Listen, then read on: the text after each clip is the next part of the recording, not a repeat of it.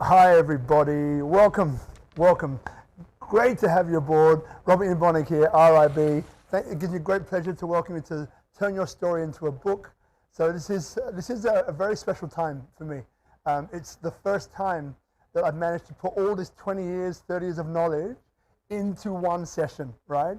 And what we're going to learn in this session in Turn Your Story into a Book are the key fundamental traits that you need to turn your story into a book, right? So that's from ideation to the point of what is the book about, right? Who am I writing for? Why am I writing the book in the first place, right? All of that you're going to learn, and we're going to go through the steps, all right? And the steps include a structured plan of action to get you from initiation all the way through to the end. And that's editing, and we're going to touch upon publishing, we're going to touch upon marketing, branding. For those of you here who are really interested in branding and you want to elevate your brand and you realize that brands are people and people are brands, we're going to have something for you in there as well. And probably very more importantly, is something which people aren't so aware of or don't talk about so much. And that is the reason why people fail, right? The reason why people fail and turn their story into a book, and what we can do to avoid that, and what we can do to the best possible end to make sure that we have that nipped in the bud from when we start, right? So we know already we start with the end in mind, all right? And then after we've done all of that, then you're going to have three choices that you can make. One choice is to grab the pen and piece of paper that you have in front of you right now and make some notes. And those notes that you're going to get from this will be revolutionary and smart and powerful, enough for you to start your journey of turning your story into a book and completing it, right? Just from the notes alone, you're definitely going to get that, okay? That's the first one. The second one will be, for those of you who want maybe some accompaniment, you want me there walking with you, holding your hand through the whole process, then what we've done is that we've created an online course, extremely powerful, very valuable, so much information in there, like 35, 40 videos, tutorials of exactly how to do this. I'm holding your hand the whole way, right? And there's also text in there, there's some exercises, some bonus material for you to cover, and that will definitely see you from the ideation all the way through to the end, right? So that's the second decision you can make. The third decision you can make is whether you want to enroll in a one-on-one, right? A mentoring, a one-on-one coaching with me over the 10 weeks to 3 months that it takes to get this done. And now that's extremely powerful, because what we then have is we have this interaction, this chemistry going on. I'm extremely good at, by the way, at directing you into creating the themes that publishers are looking for you to get published. The themes that the general public is looking for to want to read and to want to buy your book in the first place. So with a one-on-one, you get this in a really super refined way that's specific to you, all right? And that's the pros of taking that one-on-one mentoring or that one-on-one coaching and going along with me in that particular way, all right? So that's what we're going to cover in this next hour or so. We're going to keep it tight. We're going to keep it moving fast. And I want you to get maximum value from this. So if you do have any questions, what my suggestion is, right now we're hooked into YouTube, Instagram, Facebook. We're on a few different channels. I would probably say the Facebook Live might be easier for me to get to your questions. However, we'll see what the team can do. But if you do have questions, please feel free to put those in, and we'll do the best we can to get those questions answered. Now, one thing before we kick off, what I would say to you is that please join the group. Turn Your Story into a group on Facebook. It's free. That's a public group. There's a lot of bonus material in there. You're going to have people in there which are doing the same thing as you, right? People which are turning their story into a book. People which are, way down the road or just beginning or not even begun, but thinking about what are they going to do. To people that are maybe stuck in the editing process of like pulling their hair out, wondering, how am I going to finish this book, right? We're going to be in all different places. But in that group, you're going to find 150 kindred spirits and growing that can help you along your way, all right? So that's where we'll start for now. And so look, make sure you do have a pen and a piece of paper ready. Whether you're catching this live or on replay, remember, like what we're going to get into very, very soon is realizing that, it's a very powerful process. It's a cathartic process of turning your story into a book, right? It's very powerful because, your book, once it's out there, can't be changed, manipulated, or amended in any way, shape, or form. The words that you use, right? The sentences, the phrases, the paragraphs, the way that you put it is exactly how the person reading it is going to get it, right? So that's a very powerful thing. And as I'm going to get into in a second, there's some very powerful messages out there which can really help to uplift us individually, as a community, as a family, as a planet, right? And this is the heart and soul of what this whole program is about, because too often have I seen people which have got amazing messages that will help so many people, right? Creating a positive dance in the universe that can expand and create a tidal wave of positivity and change across the planet, get stuck in the process of turning their story into a book, right? Because they think that maybe it takes me a year, maybe it's going to be 2 years, maybe it's really hard work, maybe I'm never going to finish, right? They get sucked into all of these other journeys of people which are frankly having not a great time, right? Of turning their story into a book because they haven't got the right methodology. They haven't got the right processes in place to make it happen. So they get stuck, right? And when you get stuck, it's tough because then you're always on the back foot. And when you're on the back foot, it's very difficult to recover and to come forward and to look at this in a positive light, in a new light. So that's what this whole thing is designed for, all right? Which actually brings us nicely into the first thing I want to talk about in turning your story into your book.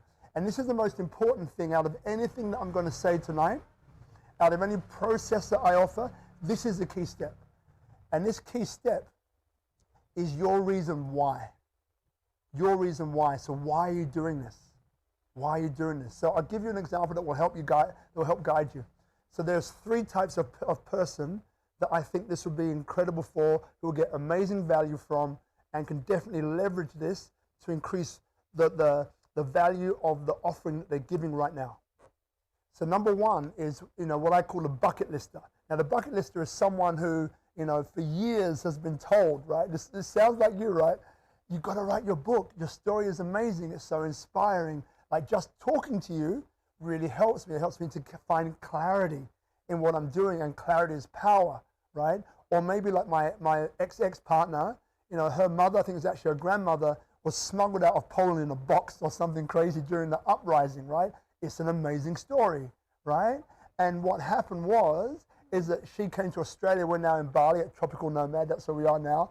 Great spot. If you're ever in Bali, you've got to get to Tropical Nomad Bali. Incredible spot. And basically what happened for her is that this story was translated from Polish into English and has been distributed amongst the whole bloodline. So this is a legacy, right? A true story, a legacy which has been passed on, right? So maybe you're in that position as a bucket lister. Number 2 is a message maker. Now, message maker, I fall into this category. I grew up in 2 children's homes in London.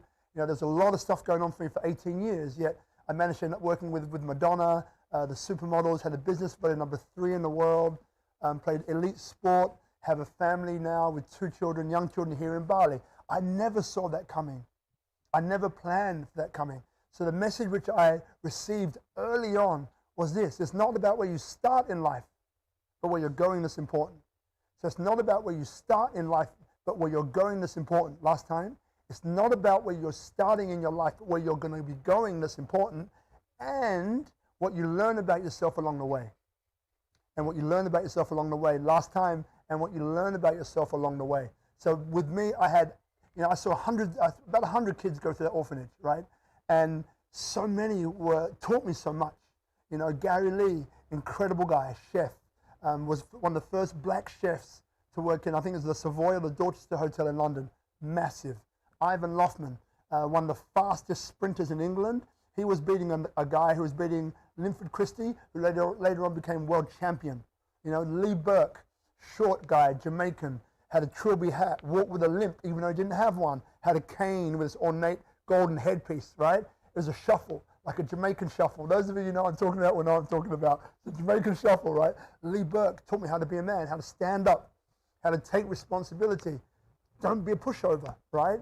Unfortunately, he ended up in a very bad way. He ended up getting shot in the head, which was nuts, right? But these are some people which I was learning from. Conrad Lee, Monty Edwards, member of staff, Jamaican, proudly Jamaican, was constantly trying to allow us to see our beauty in our own heritage, Jamaica, or whichever heritage you have, right? So pretty early on, from the age of around 12, for me, it was about, I wanted to become Secretary General of the UN.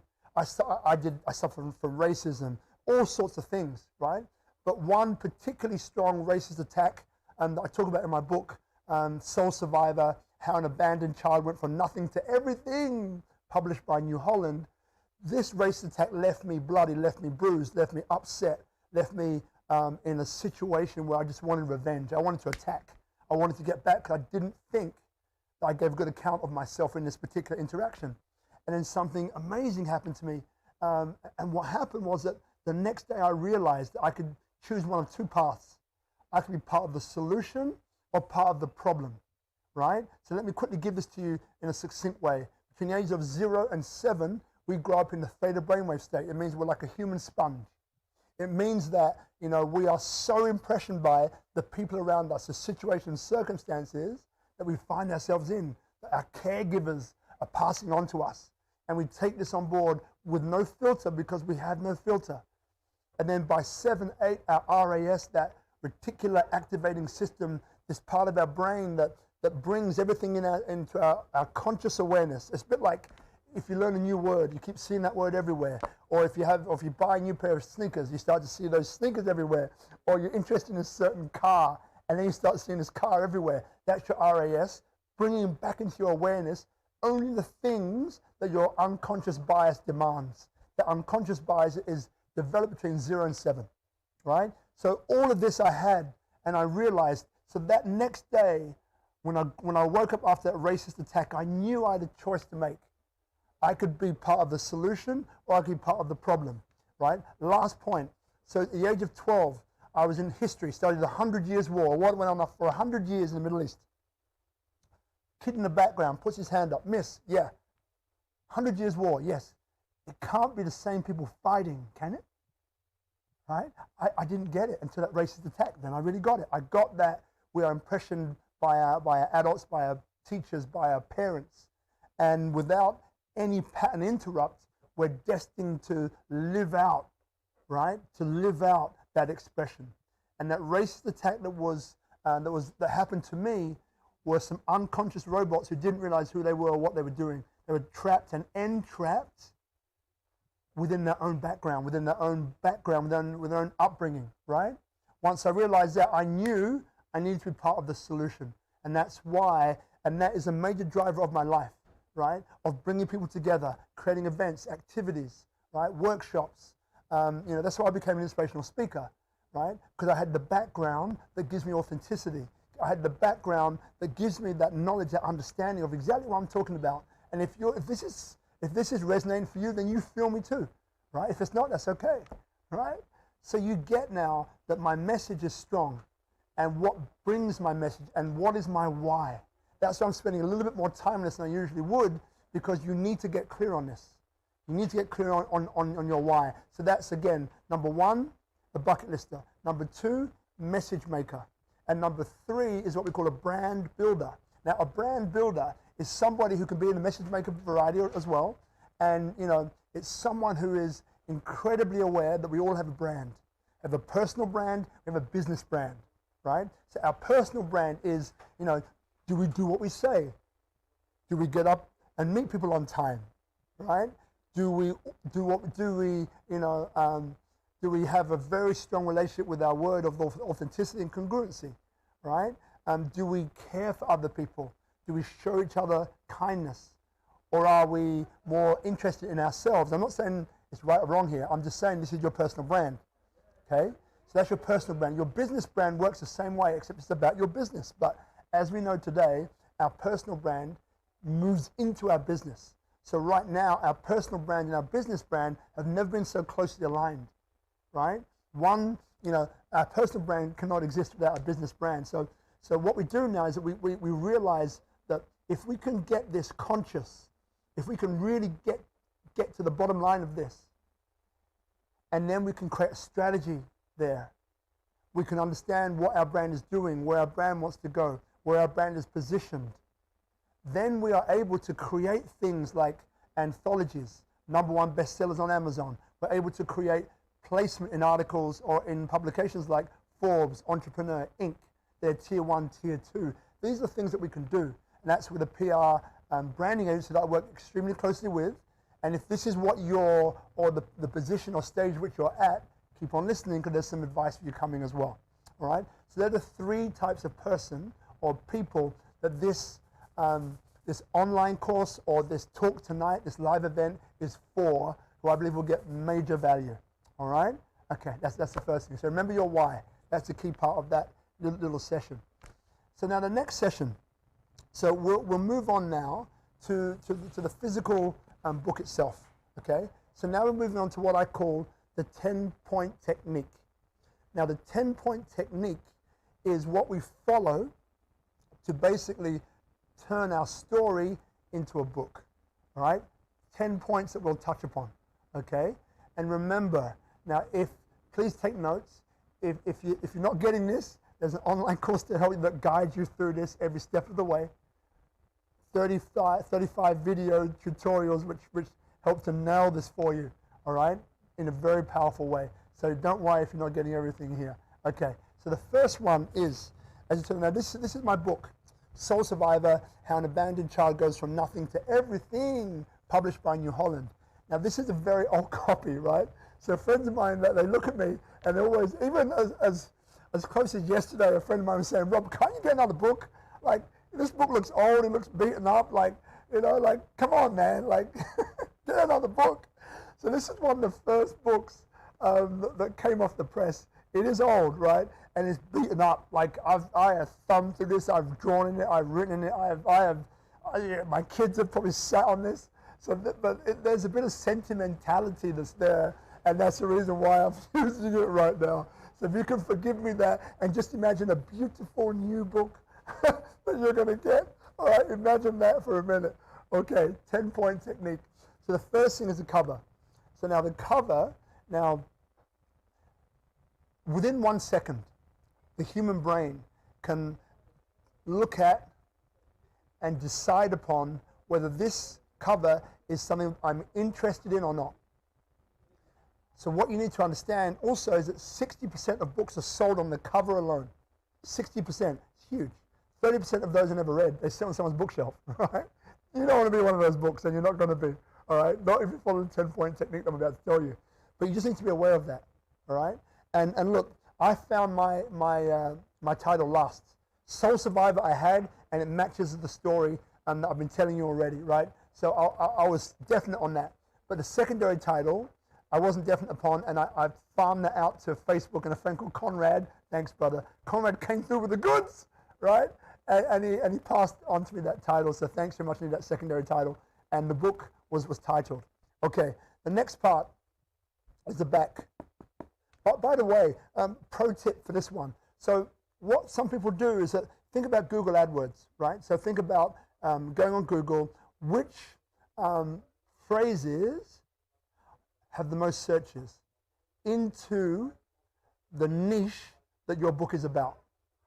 Okay, you got that? I'll say it again. So which phrase or keywords have got the highest searches in the niche that you are writing your book for? Okay, think about that. So for example, if you're writing a self-help book around the mind, right? Then what I would do is I would go on Google and I'll check out, like which phrases, okay, are really valuable and are heavily searched upon to do with the mind. And it might be mind holds me back, mind in fear, mind the excuse for everything, right? Now, these phrases or keywords, then check them out to see if there's a book entitled that. You with me now, right? So this is a little pro tip that helps you, because then imagine that these keywords are going to be searched on repeatedly anyway. Imagine if your book is that. So when someone types that in, boom, your book comes up on the first page. How powerful is that? So these are little tricks, right, that you can do that will help to maximize the title. Okay? Oh, okay, so move to the back.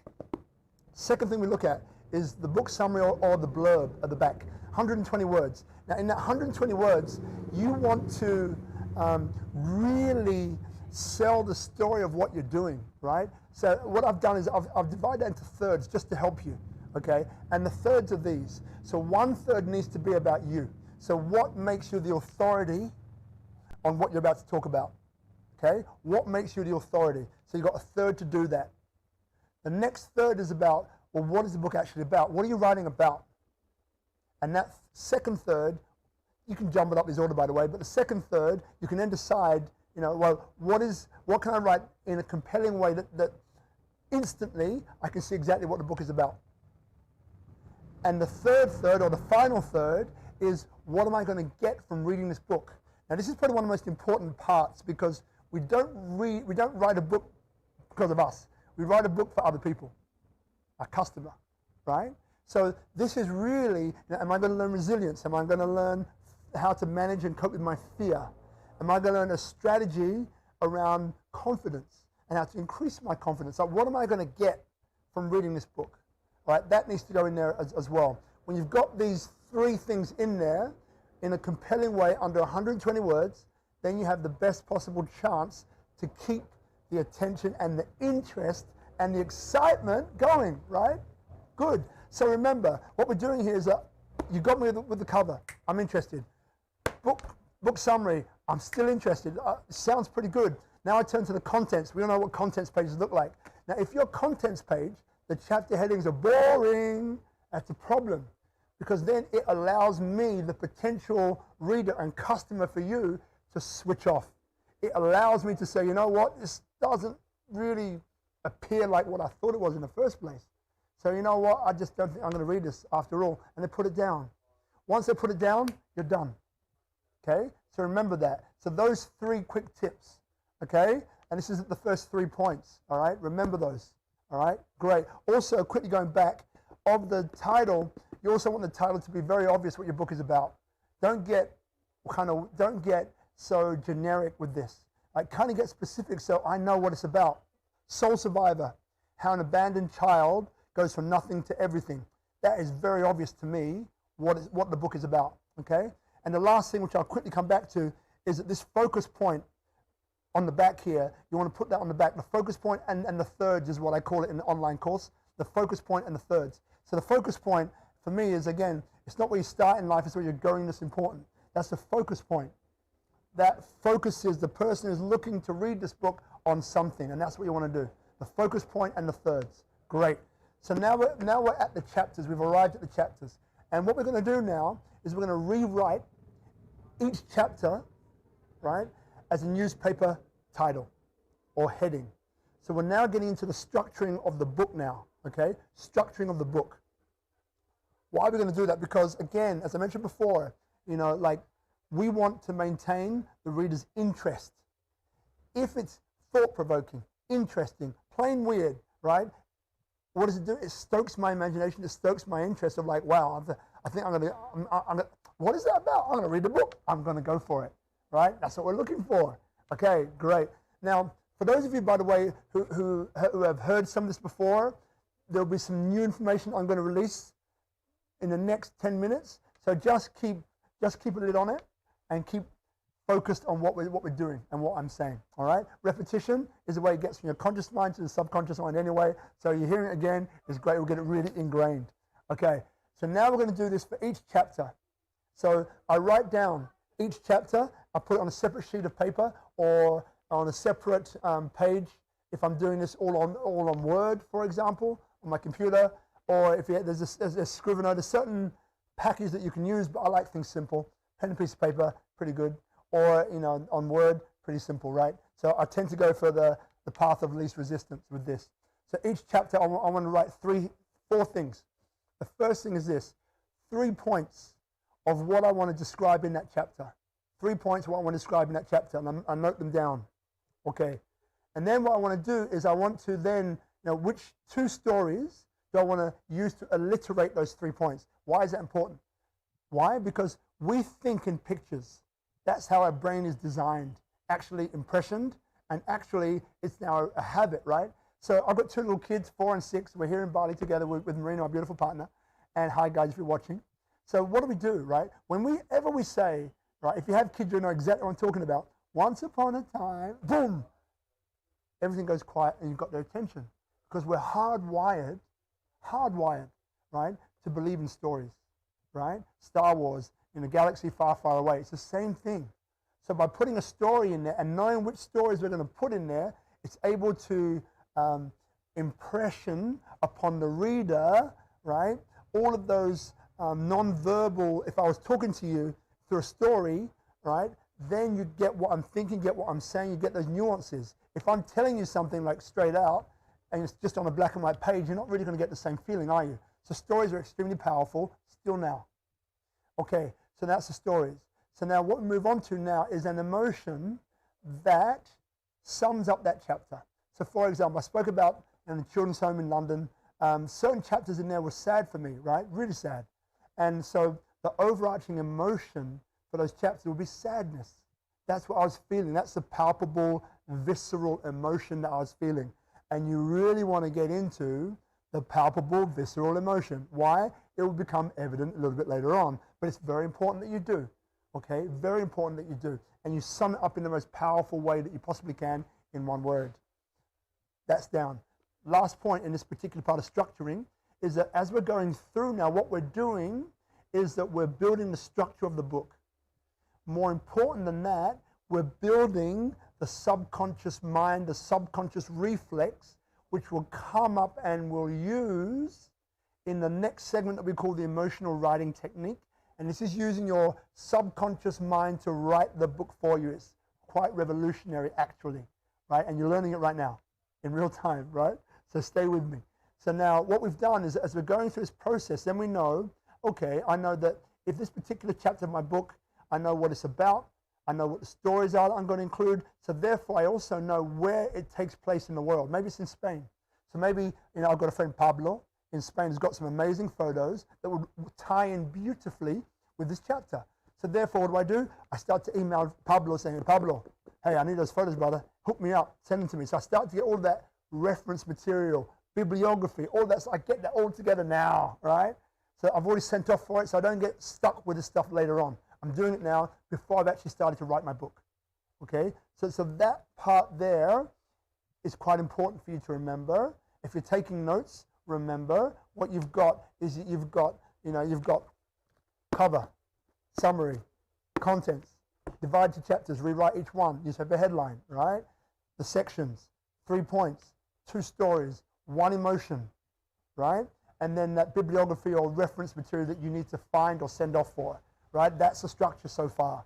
Great. Why are we doing all of this, by the way? Because, right, we're training our RAS. Now, the RAS, I've pointed out the reticular activating system. I've pointed out to you already, the one that is there, that, it's our way for our conscious mind to get the feedback filtered to the things that we pay attention to.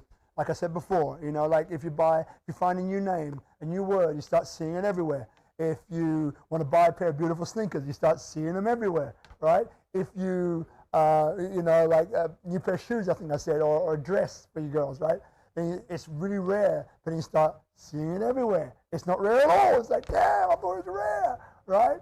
So this is what the RS is. And what we're doing is that we are priming it. We're priming it, okay? Very important that you understand that. And it will come through a little bit later on. So I just want to take a minute to talk about the conscious and the subconscious mind. So the conscious mind runs about 5% of our waking awareness. The subconscious mind up to 95% or more. So what's going on? So what's going on is this. Remember when you were learning to drive a car? Or remember when you learned to drive a bike, right? Remember you were trying to learn how to walk. Maybe if you've got kids, you can look at them and that's how you remember. So what happens is that when you start this stuff, your conscious mind, your conscious awareness is 110% involved in the process, right? It's like it's all conscious and you suck at it in the beginning, right? You suck. And then mastery is just failing forward, just like I'm going to keep on doing it, going to keep on doing it, going to keep on doing it, going to keep on doing it, going to keep on doing it. Repetition. Fast forward, 10 years, 2 years, 1 year, right? Let's say you're driving a car. Now, you've learned brake, clutch, accelerator, steering wheel, other people. now you've mastered it, right? Now you're having conversations with your significant other, maybe an argument, maybe on your mobile phone. No, you shouldn't be, but you are, right? So all of this now becomes second nature. Second nature is subconscious mind, because no longer now is it in the conscious awareness. It's back there in the subconscious. It's now in the habit, area of habit and ritual. So now sometimes you don't even remember how you drove into work. You don't remember what even happened, right? Because you're thinking about other things. Your mind is elsewhere. That's the power of the subconscious mind. And that's what we're priming. When I say the RAS, that's what we're priming. And this is about to come into action now in the next place. So now we're going to move on to what I call is the emotional writing technique. Okay. Now the emotional writing technique has got a few different elements to it. The first one is what we call flow of consciousness writing. Flow of consciousness writing. So what does that mean? It means that now you have the structure of your book. Your subconscious mind knows what it's going to write. It does. It's crazy how this works, by the way. I've tried it a few times, many times, and it works. With my one-on-one coaching clients, it works. Like it works, right? And then what happens is that, you know, there's a few things you want to get sorted out first. Where am I going to write? It's a place that you want to be quiet. It's a place that you want to have uninterrupted time for, say, an hour, all right? This is the kind of thing that you want, okay? And then what we're doing now, by the way, and this process, for those of you who don't know, 10 weeks, I wrote my book in 10 weeks. I used a mobile phone to write 90% of it from the front seat of an Avanza. That's a minibus here in Bali, in the front passenger seat. I wasn't driving. It took me 10 weeks to write the book, 50,000 word manuscript. It's a long manuscript. You know, we probably won't do that long. And what happened was, it took me an hour. I decided I'll do 1 hour a day for 5 days a week. So, and I knew I could write 1,000 words in 1 hour. 1,000 words in 1 hour, or one chapter in 1 hour, right?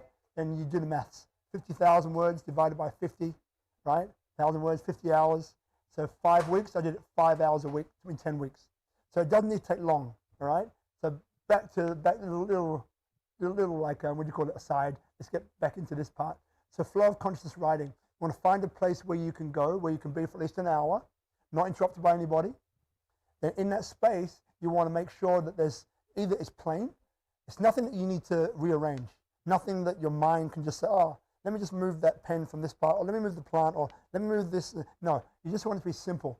If plants empower you, put a plant there, but not one that you need to water while you're there, because this is the way your mind works. We're trying to escape, right? Trying to escape the structure. Right? The structure is your friend. The structure gives you freedom, actually. So what happens is you've got your space organized. You know what time. I would recommend morning. Why? I go from dream state to writing state. Why? Because when I'm sleeping, right, my subconscious mind is mulling over all of what is going on, and it kind of knows what to write. So I get this pen and piece of paper. So I have a pen and piece of paper at all times when you start this process, right? I just get flashes of genius, right? Things that pop into my mind. It's like, that's a great word. That's a great sentence. That's a great phrase. That's a great paragraph.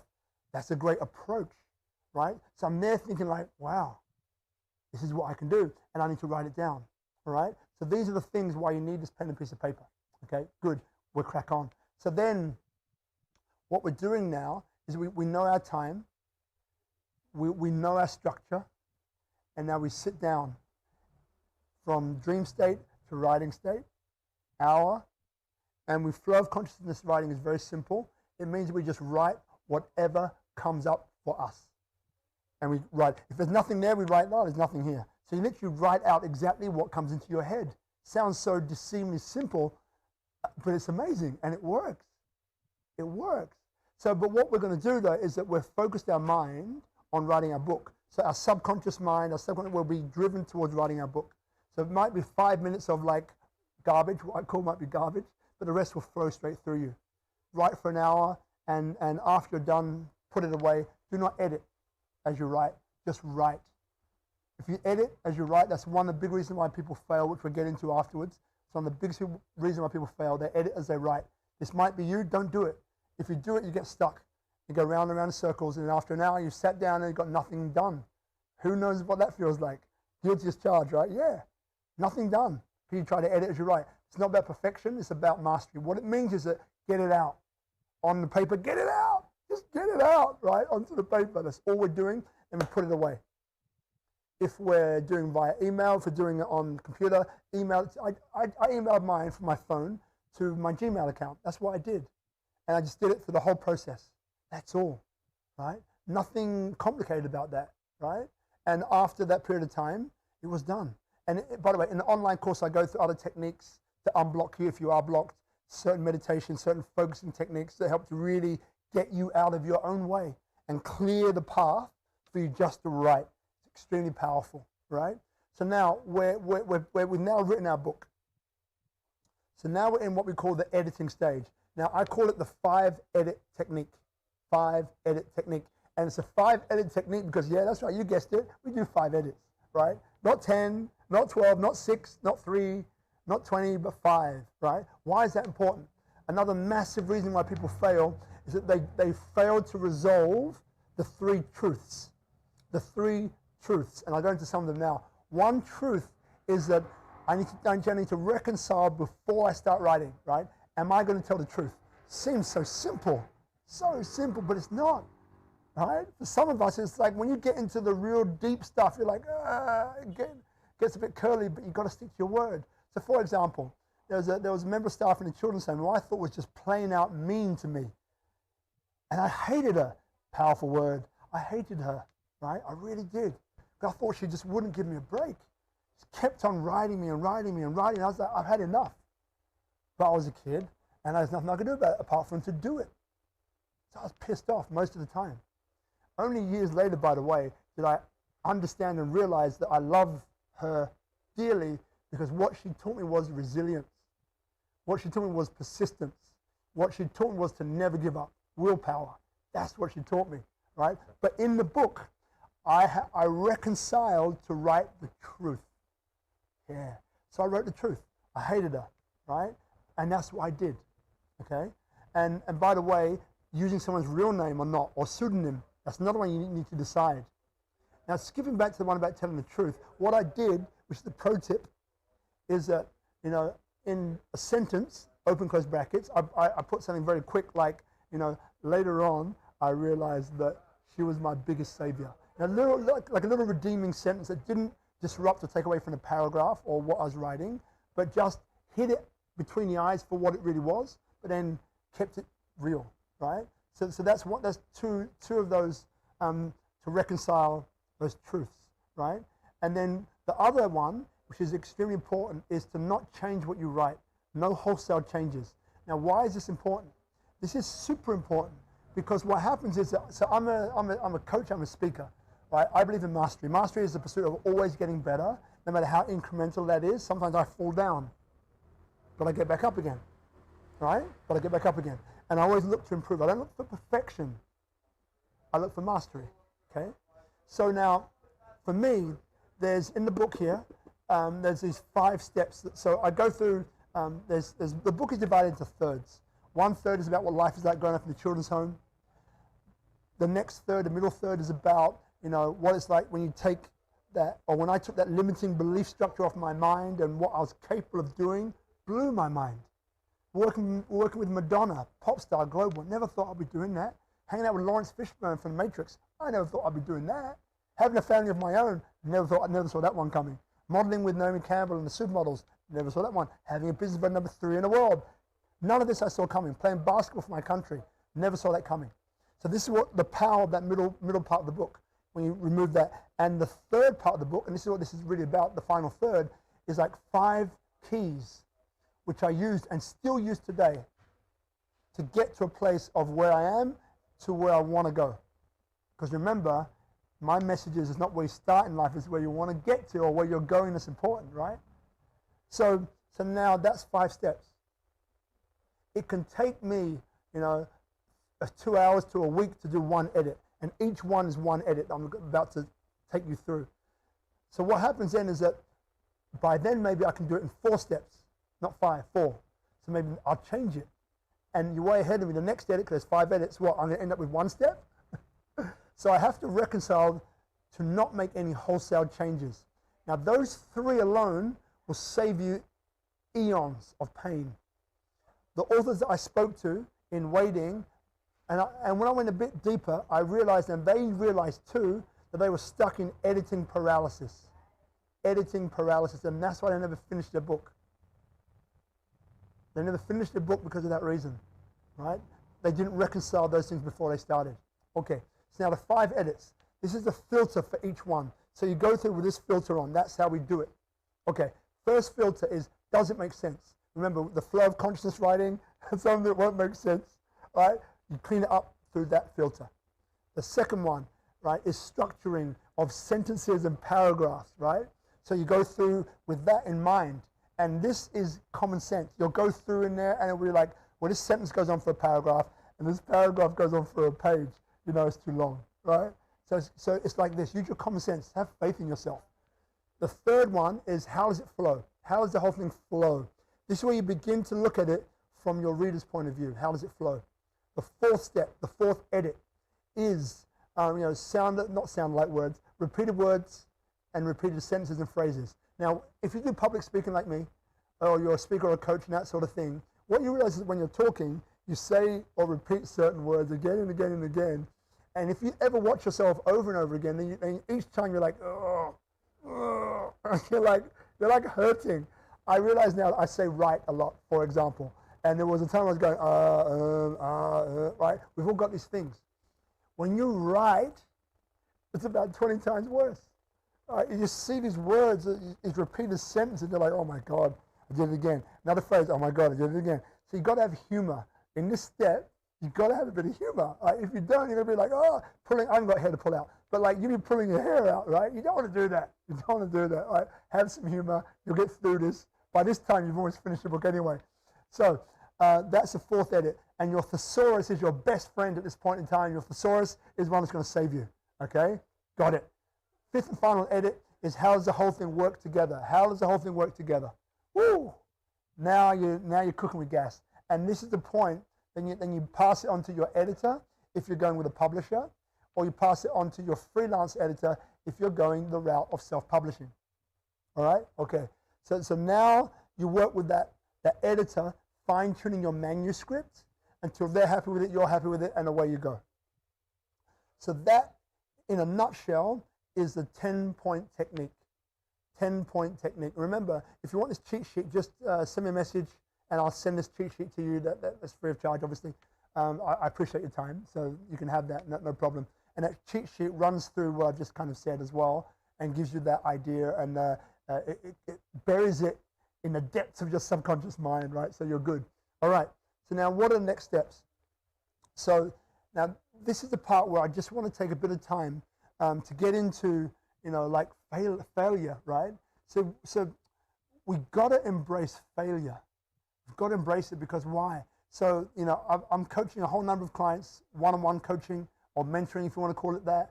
And, there's some amazing people. There's Stephanie Rodriguez, you might be watching this, incredible woman.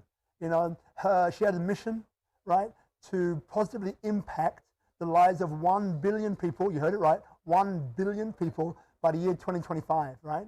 Now she was in Africa launching a product. She's like a globalpreneur, right? Incredible woman, very powerful. And she got bitten by mosquito, malaria, contracted malaria, and was transiting through Boston, collapsed, right? Rushed to hospital, foreign country, no friends there. Has a son in Sydney, however many thousands of miles away, like scary stuff. She was in a coma, basically. She died 3 times.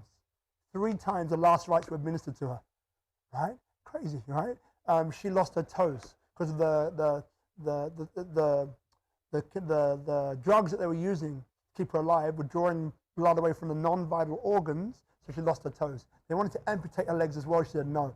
She was in the hospital for more than 100 days in the US. That's $1 million of private health insurance. Thank you, private health insurance, right? Got to Australia, another 100+ days in hospital, right?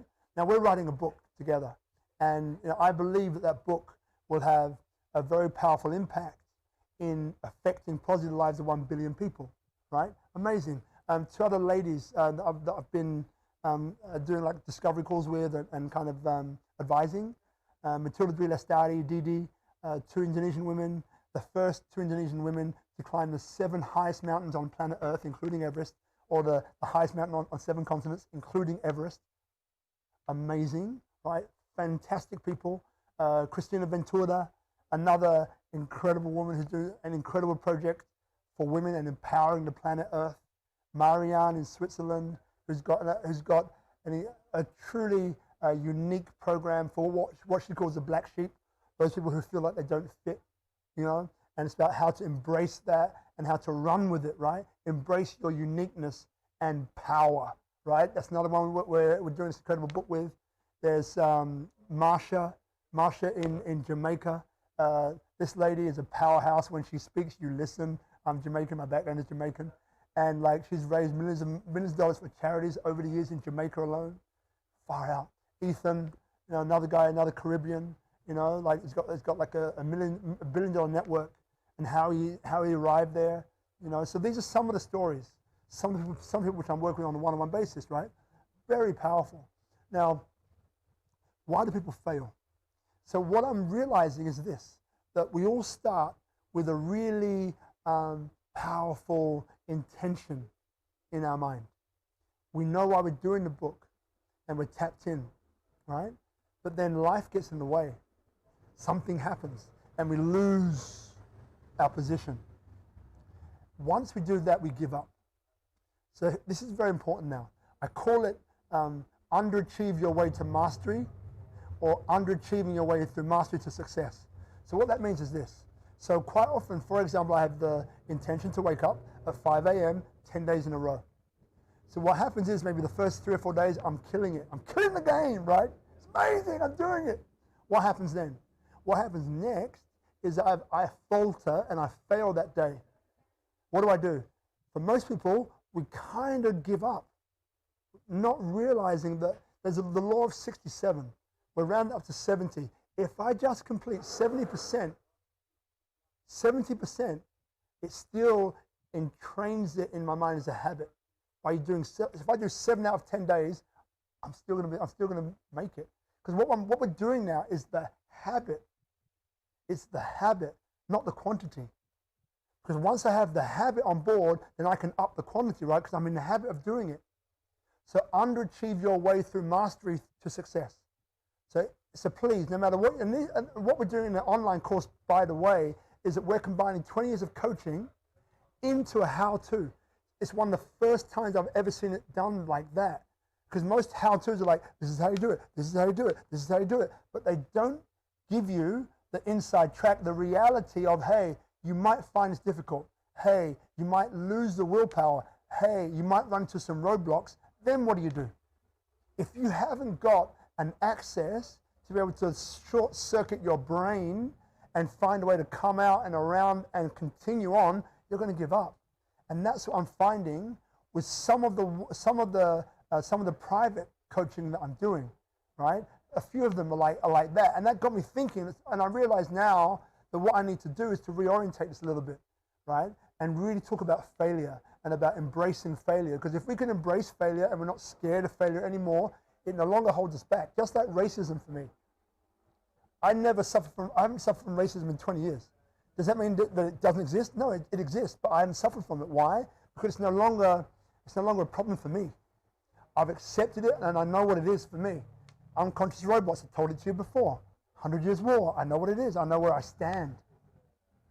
So this is the power of it. So in this online course, and one-on-one coaching, but in this online course, what you're getting are life skills and principles that you can use in any other area of your life to master your way to success, right? And that's the beauty of it, and that's what I'm really excited about, and I love, right? 35 videos, show them all here at Tropical Nomad in one day. Actually 3 hours, 35, 40 videos. I had one coffee. The coffee here is amazing, by the way. One coffee throughout the time, and I was just like, oh. To the end of it, I was like if you look at the videos, you see like, it starts off day and I'm kind of like relaxed. So this is welcome to my course. By the end of it, I'm like, right, let's do this. It's crazy. But I guess when you're doing an online course like that, it's probably good to have that escalation, right? Because in the beginning, we do start off like, oh yeah, I can do this. And towards the end, when we're losing a bit of like, it's like it's a balloon. Someone's like, put a pin in it. It's like, so that's probably when you do need that. You need that hit, right? So you get the hit in the online course. You get it big time. I was laughing because I know what's on there. Hilarious. Anyway, so let's embrace failure. So I put in there on purpose like a whole exercise, coaching techniques, which are for high net worth individuals that I'm coaching. I put them all in there. Not all of them, but a lot of them in there to really make sure that we embrace failure. Another reason why people fail is they don't have a plan. I've given you the plan there. But another reason why people fail and how to combat it is what I call it's the 3 questions. You've got to answer the 3 questions. The first question is, why am I doing this book in the first place? And we've been through that. Number 2 is, who am I writing for?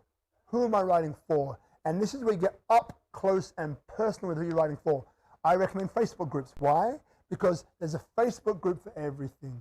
Of the 7 billion people on planet Earth, like 4 billion are on Facebook. It's already there. And there's a Facebook group, like multiple amounts of them, for the niche that you're going into. So you may as well get in, get to learn, and get to study them. Where do they go? What do they do? What are their problems? I've got like 20 questions there in the online course. 20 questions of what you need to know.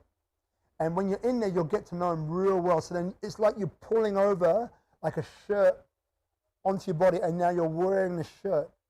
And this is activating your subconscious mind to be really in tune with who you're writing for, right? And like the other one, the bonus one is, what problems do they face? So I've got a great mate, Gil Petersall. If you're watching Gil, great guy, incredible business strategist, speaker, entrepreneur, mastermind killer, right? He's a mastermind guru, this guy. Works with Tony Robbins, all these great, amazing guys, right? Like one of the ways that we discussed with him was like, well, Rob, if I can identify the 10 most important problems that my audience are facing, if I can answer those problems, that's my book. That's how he does it. And if you want a little pro tip on top of that one is, well, if you got, say, 15 points, 15 problems that your audience is facing, then choose 5, make a book. Choose another 5, make a book. Choose another book, make a 5. Those final 5. So you've got 3 books now instead of 1. And, if you want to write a book that's short, this one is 50,000 words long, right? It's worth it for the kind of book that it is. But your book does not have to be that long. It can be like 120 words, be thinner, that you can read in 2 or 3 hours. If you've got a book like that, then the chance of it being read, a lot more likely. And now you've got them on 3, right? There's 3 books in there now, right? Instead of 1. It's a series of 3. Fiona Schultz, publisher, CEO of publisher, New Holland, my publisher, right? We had a great conversation about, are you a hard-working author or an author who works hard? This is another reason why people fail, right? Now, the answer is you are a hard-working author. Why is that? Because all authors work hard to write a book. It's hard work. I give you the keys that make it easier, yes, but it still takes work. No doubt about it, right? But if I'm a hard-working author, then what I realize is that I'm the biggest proponent of my book. I'm the biggest pusher of my book, of the message of my book, right? So I'm the guy who's going to go through my entire, I call it a Rolodex, but it's not Rolodex. It's like phone, my social media. I put all the names onto an Excel spreadsheet. I go through them. I have a few columns. What do they do for a living? Can they help me, right? And I write it all down, and each one I go through and say, well, can they help me? Is there a position, because your friends want to help you, right? Of course they do. So is there a position that they have? Maybe they're in the media. Maybe they have a podcast. Maybe they have a massive following. I go through them like that. And when I was doing my book launch, I had my own book launch. I had the publisher's one and my own one, right? I'm a hard-working author, right? So this is what it means. And I never let go of the message. How, that it's not important where you start life, but where you're going that's important. It doesn't matter where you start in life, but where you're going that's important, right? And if I can elucidate, if I can express that, the book will sell itself, right? In case your friends are bored of you, like going to dinner parties and saying, this is my book. Don't talk about your book, talk about the message. Pro tip, talk about your message, right? And it will naturally go into your book anyway. All right, talk about your message, that's good. So that's another reason why people fail, okay? So now another reason which I'll cover, and then I'll move on after that. Another reason why people fail is they've got delusions of grandeur, right? Delusions of grandeur. It's like, I'm going to write this book and I'm going to be like a world-class, like a best-selling author. You might be. I'm not saying you won't, but the chances are that maybe you won't. Again, Fiona Schultz, she's saying 3 books.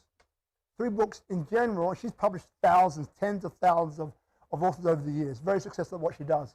3 books, she's saying. In general, for people, it takes 3, right? A series of 3.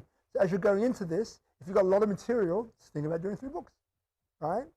but understand that you're laying the groundwork. You're building foundations to ensure that you can build something tall and strong, but deep foundations, okay? All right. Now, another question I'm often asked, right? So, and that question is about, should I self-publish or should I publish? Now, I go into this in a lot of detail in the online course as well, and in the group, Turn Your Story into a Book. Remember, Turn Your Story into a Book is free. It's a free group. Get in there. You'll get the stuff. Now, essentially it comes down to these two important things, because there's a lot of content I can give you about this, but for the sake of time, let's just get into this. So what we've got is this. What do you bring? Okay? Do you bring a following? Do you bring a name? Are you captain of your niche already? All right? Is that what you have? Because based upon that, we'll determine whether you go publisher or self-publish. Also, which of the three types are you? Bucket lister, message maker, brand builder. Now, I'm message maker and brand builder. So I knew for me it was about getting my message out to as many people as I possibly could. What does a publisher have? A network, which is global, international. So I can leverage that international global network like that. Do I really mind if I'm getting 10% of the book? Not really, because I can monetize this with speaking engagements, with endorsements, with sponsorships, with workshops. That's how I monetize it, right? So I don't need to make a lot of money from the book. That's why I went that way. I'm not saying you should or shouldn't, but I'm just giving you some understanding here, right? Maybe if maybe you're a publisher, maybe you've got a big PR company behind you, right? A big branding behind you, so you can do it all yourself, right? So you can publish a book within 48 hours on the Amazon platform. 48 hours, you're in, you're out. Amazing. Publisher could take 6 months or more, right? So these are some of the things that you need to weigh up. Some of the things that you need to weigh up, right? And I go through in the online course. I also go through in the group, Turn Your Story into a Book. So check it out. Go in there. You'll get some help with that, right? Now, I can't speak forever, as you can see, but I don't want to speak forever. So I just want to deal with this part now. For those of you who are looking at branding, right? So I've covered the bucket lister, the message maker. We're talking a bit about branding now. So as I mentioned before, I work with a very powerful branding agency. Now, I've spent the last 10 years looking for a branding agency which has the morals, which has the capability, that has the values that I also have, right? That of being straight up, that of being congruent with the values which are geared towards spreading a powerful message for people to join in, right? To understand it's not where you start in life, but where you're going. This kind of message, right? So now what we can do, again, it's about qualification. Depends where your brand is, right? So where is your brand right now? Personal brand, business brand, where is it? Is it already have a profile? Is it already built, right? Is it not built? Is it not conscious yet, right? So depending where you are in that journey, we can have a coaching session around that, and what will come out of that is a very powerful strategy of brand recognition, where you're at now, right? This is what involves some of the steps anyway, right? Where you are now. Where is it you want to get to? Where is it you want to get to? And then a very powerful place is position, right? Position. Because, what's the difference between, so this jacket is Jabot, yes, French designer, right? So what's the difference between this jacket and Levi's? Or this jacket and the Big W denim jacket? They're both made of denim, they both have buttons, they both have zips. Why do I get this one many years ago? Why did I get this one and not another one? Right? Branding. Because this brand gave me the sense of being unique. This brand gave me the sense of being fitted to my body and like cool in ways that Big W and Levi's are not. So I spent more money. I think I got this on sale, but I was prepared to spend more money because of that. And that's all branding. So that's the difference between that. So are you, Rhonda Swan, love you girl, she reminds me, are you a Volkswagen or BMW or Mercedes? Like, which one are you? It doesn't matter. I'm not saying one's better or worse, but know which one you are and know which one you want to be. And when you do that, then we're able to tailor-make a strategy around it that then creates that. And with that position, just for a second now, so then what we have access to is, tier 1, tier 2 publications. Now that can be Forbes, Entrepreneur, Inc. Feature articles in these types of publications will be, right, monetized to the tune of six or seven figures. We already have the evidence of people who have done that. Very possible, right? If your brand is there, but maybe you want to start on maybe tier 3 or tier 4. We start where you are and build it from there. Remember, mastery, not perfection, mastery, right? So that's what we get into in the online course a little bit as well. But that's more towards the one-on-one coaching side actually, and that initial coaching around that, or that initial call around that, is just determine where you qualify and what you qualify for. So we can get into that as well. All right? Okay, so look, just wrapping this up. So what we've been through is that we've been through some of the main points, the A to Z, of what it is you need to do to turn your story into a book. We've been into why you want to do that, those 3 questions. Why you want to do that, who are you writing for, right? And what is your intention? What is it you want people to do? What action do you want people to take, right? And who are you writing for? I mean, just get deep into it, right? And what I also recommend to you is you go into a bookstore, right? So understand that this is where you're going to be. And you can pick up so much from being in that bookstore, you wouldn't believe. You pick up nuances about what color, what types of book covers are working, all of this stuff you can pick up like that, right? So all of these things will help you to position your book. So it's very powerful to do that. So coming full circle now. So you've got 3 options now, okay? You've made copious notes, I hope, right? You've got enough now to go with that 10-point technique. I'll give you the cheat sheet, just email in or send me a private message. You've got enough now to go ahead and start your journey, to turn your story into a book. Some of the things which I've given you there will save you years. And you'll know already that other people have fallen into that trap and are not making headway for those points. Might be you, but now you've got a chance to do it. So that's number 1. Number 2, what you can easily do now is that there's an online course, like I said, I've just finished making here at Tropical Nomad, did it in 3 or 4 hours, hectic schedule, and 35, 40 videos, tutorials, exercises. It's amazing value, right? And it's very cheap for what it is, honestly. It really is. For what you get, it's crazy cheap, right? But the reason why I did it is because I wanted to be accessible to as many people as possible. I didn't want to price it out of the market, right? And I've left details of that underneath here in the notes section as well. So you can just click on that link, go through it. We can have a chat about it if you want. But click on that link, go through it. It goes into a lot of detail.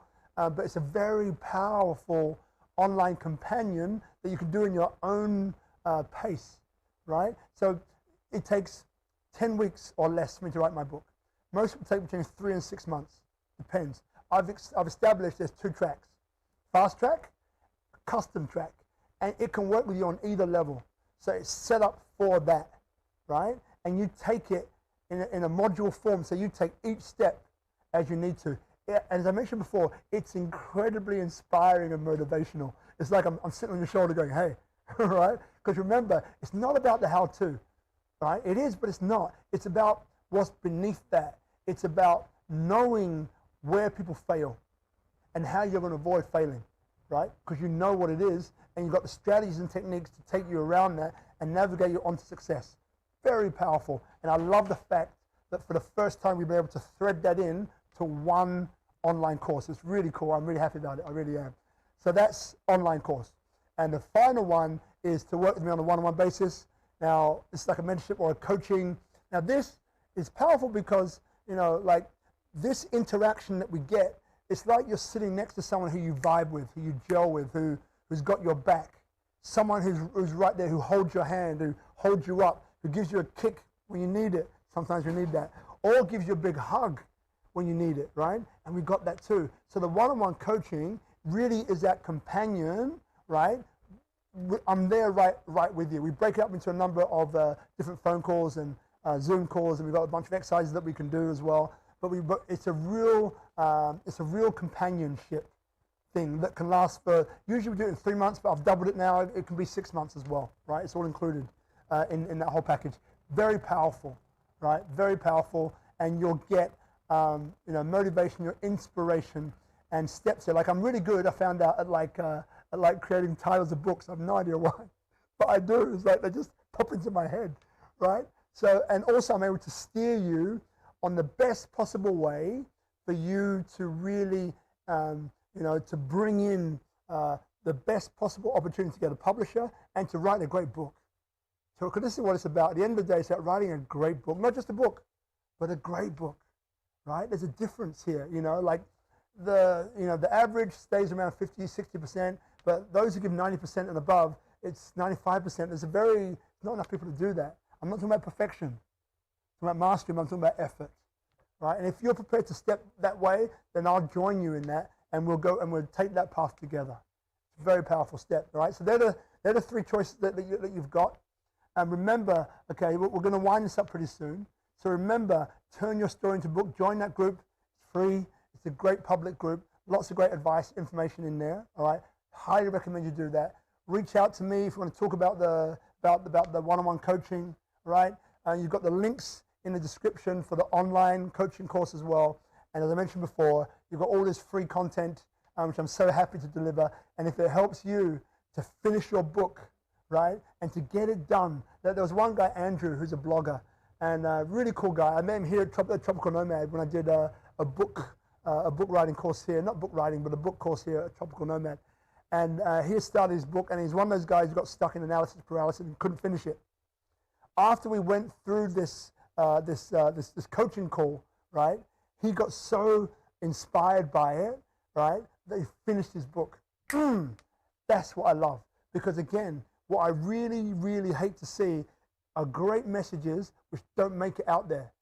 I remember, growing up as a kid in the children's homes, right? I remember so many people who gave me a hand. Even moving to Bali, you might be watching this now. People who lent me money, people who lent me their time, people who, showed me kindness for that one moment, right?